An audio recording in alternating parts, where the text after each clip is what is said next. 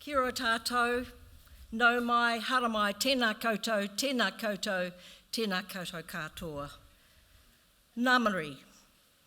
I'd like to acknowledge the tangata whenua of the people of the land on which we meet today, and thank you for hosting us, and it's a privilege to be here. I want to acknowledge two outstanding women who are on the panel. They are legends, both of them. Tēnā korua. I'm honoured to be invited back for a second time to Garma, and I'm told it's even bigger and better this year. I'm Aotearoa, New Zealand's High Commissioner to Australia.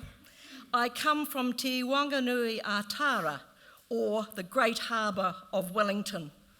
But I was born in Te Waipānamu, the South Island, the home of the greenstone, the famous pounamu, which I'm wearing today, and very proud of it.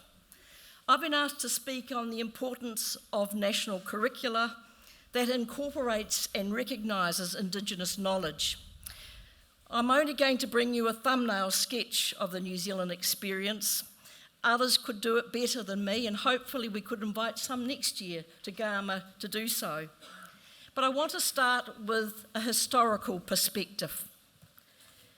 In 1840, a treaty was signed between the Queen's representative in New Zealand and Maori rangatira, or elite chiefs across the country. Almost immediately after the signing of the treaty, much of the promise contained was ignored and obligations placed on the Crown were not fulfilled. Breaches of the treaty took many forms over the years that followed, ranging from physical loss of people, the land through inequitable purchasing, confiscation and war, to longer-term intergenerational impacts through banning the use of te reo Maori language, separating Maori from their tribal roots and attempting to assimilate Maori into Western worldview. Over the years, Maori lost their lives, their whenua, their land, economic stability, community and identity. The results are clear. Almost across the board, Maori currently fare worse in socio-economic outcomes and other wellbeing measures. The protest movement of the 1970s led to some real change. In 1970, Dame Whina Cooper led a march, a hikoi, from the far north to the grounds of Parliament, protesting the continued loss of Maori land. Alongside this, a number of Maori leaders across the country challenged the government, both through protests and through the courts, winning a number of key court cases. Shortly afterwards, the New Zealand government passed legislation establishing the Waitangi Tribunal, a tribunal established for the purpose of investigation into potential breaches of the Treaty of Waitangi. And as the numbers of claims being heard grew, so did the work of the Waitangi Tribunal. In the 1980s, the government began working with iwi Māori to directly negotiate settlements for these historical breaches, and that was a major change in approach at the time. The whole point of settlement is to reset the relationship between partners and to allow the partnership to start on a more solid basis. I have to say this work has been challenging, it's not complete, and it requires people to come together where the relationship has to date been marked by grievance and pain. But post-settlement is really where you start to see some benefits of this work, and that does not necessarily mean the financial benefits settled that iwi have settled. We've seen groups use settlement funds and resources really innovatively, putting in place long-term investments that have helped improve the secure and well-being of their people for generations to come, not just in the now. And most importantly, we have seen settlements open the door to what's next. Two sides of the relationship now restored, looking to work together in partnership. I'm told you call it yakagana. It's partnership that will benefit our joint interests. Can I then move with that little historical background, and there's much more to that, and I'm sorry it's just a sketch. but a quick look at the history of current Maori schooling pathways in New Zealand. Early New Zealand legislation had a significant and detrimental impact on the education for Maori learners, and the impacts of disease, land removal, immigration meant that the Maori population in Te Reo Maori language quickly became a minority. By the 1970s, Te Reo Maori was found to be in a state of serious decline. In 1913, over 90% of Maori school children could speak the language. By 1975, this figure had fallen to less than 5%. In the 1980s, Maori education leaders developed a network of by Maori, for Maori, kaupapa Maori, an education pathway. It included Kohanga Reo, which is a Maori language early learning service, Kura Kaupapa Maori, Maori immersion schools, and Wānanga, the Maori tertiary education institutions. The Kohanga Reo movement was driven by Maori with an emphasis on total Maori language immersion in preschool, early learning settings, and involved the family as well.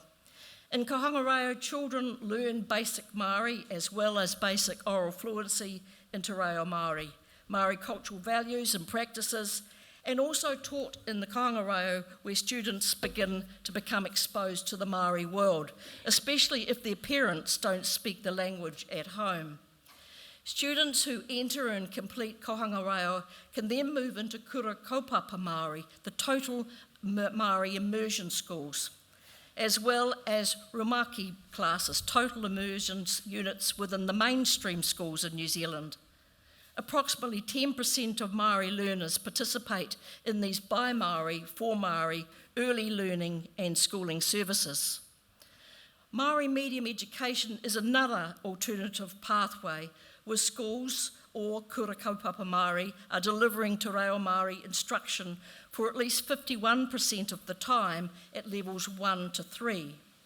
Maori medium education creates improved Te Reo educational achievements and wellbeing outcomes for Maori learners and supports the government's commitment to Te Reo Māori.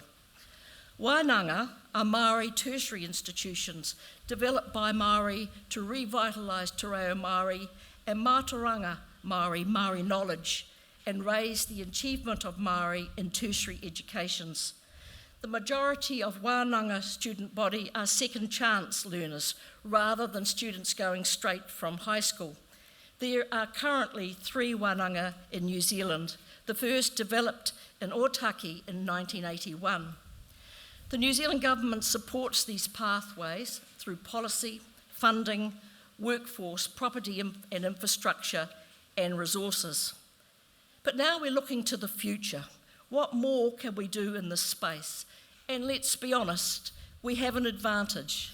We have one Maori language in New Zealand with some variations on words.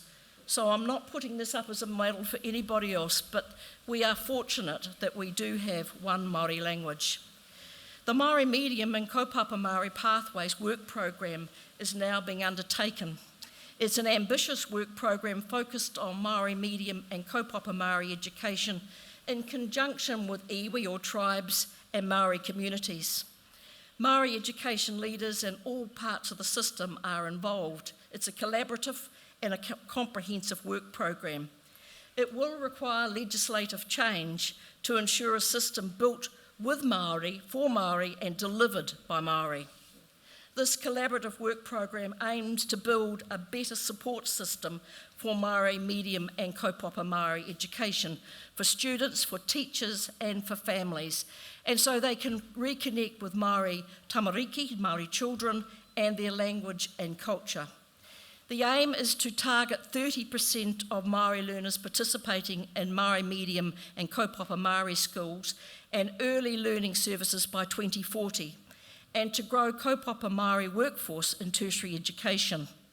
Such growth would result in 60,000 more Maori learners, 3,500 teachers fluent in Te Reo Māori, and 250 more Kura Kaupapa Māori schools. There are 2 ways of accessing Te Reo Māori in education. The first is within Maori medium learning pathways, where learning happens in and through Te Reo Māori for at least, as I said, 51% of the time. Examples come out of the Kohanga Reo, the early preschools. They also come out of the Kura, the primary schools, and also through the English medium schools. So the second way is within the English medium education itself, where children can learn Te Reo Māori as a subject or have Te Reo Māori integrated into their everyday learning. And while Te Reo Māori is not compulsory within our education system, under the Education and Training Act of 2020, objectives of boards and governing school will ensure that schools give effect to the Treaty of Waitangi, including in three ways. First, working to ensure that plans, policies and local curriculum reflect local tikanga Māori, Mātauranga Māori and also Te Ao Māori. That's the Māori worldview. Secondly, taking all reasonable steps to make instruction available in tikanga Māori and Te Reo Māori. And thirdly, achieve equitable outcomes for Māori students. New Zealand has two national curricula. There is the Māori language, the Māori knowledge curriculum. It is utilised mainly in kaupapa Māori schools. But also there's the New Zealand curriculum, which is utilised in English medium pathways. Both of these curricula are undergoing refresh and redesign over the next 4 years, with an emphasis on the New Zealand curriculum redesign ensuring Te Reo Māori and Mātauranga Māori knowledge and culture are proactively supported and that our mutual obligation through the Treaty of Waitangi are enacted. This will help to achieve the goal of normalisation of Te Reo Māori within everyday teaching and learning programs. The government is supporting the education workforce to grow in confidence and capability to enable the normalisation of Māori as part of teaching and learning. There's also a new initiative which is called Te Aho or Te Reo Māori. It's been designed to teach Te Reo Māori to teachers, principals and other school staff so they can use Māori every day in their classrooms and around the school. And this is to help also normalise it within our education system. It focuses on local dialect and tikanga and the use of Māori in the classroom, helping teachers to learn and to speak Māori. Just looking at the history, we've looked at what's happened in Māori language and education in New Zealand, and there was a conversation held in 2019 in New Zealand, including a petition delivered to Parliament in June 2019, and New Zealanders shared a strong message that the education system is not meeting expectations in relation to teaching Aotearoa New Zealand's history. In September 2019, Prime Minister Jacinda Ardern announced that the national curriculum for schooling, including both curriculum, would be updated to make explicit the expectations of both Aotearoa New Zealand's histories are now part of the curriculum. So both the content was released in March this year, and from 2023, New Zealand's histories will be both histories will be part of all schools in New Zealand. So it's been designed to ensure that all learners are aware of the key aspects of New Zealand's histories. It's interesting to me, when I was at school, I was taught about the Corn Laws of Britain, but I was not taught about our own history, and particularly not our Māori history. And so this change will help to develop understanding of the perspectives and experience of a diverse range of New Zealanders, helping them in the development of critical thinking skills. They're also going to be encouraged to put some of their local histories into the curriculum to reflect the people and places and events that are important to their communities. In my lifetime, and I think I'm probably the oldest here, Māori has become an official language of New Zealand. We have 3 official languages: Māori, English and Sign Language.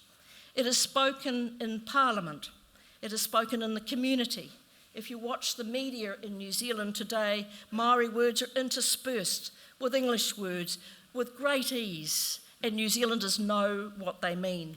Back in the 1970s, a woman happened to say kia ora, and she was pilloried. I can show you that great change has taken place since the 1970s.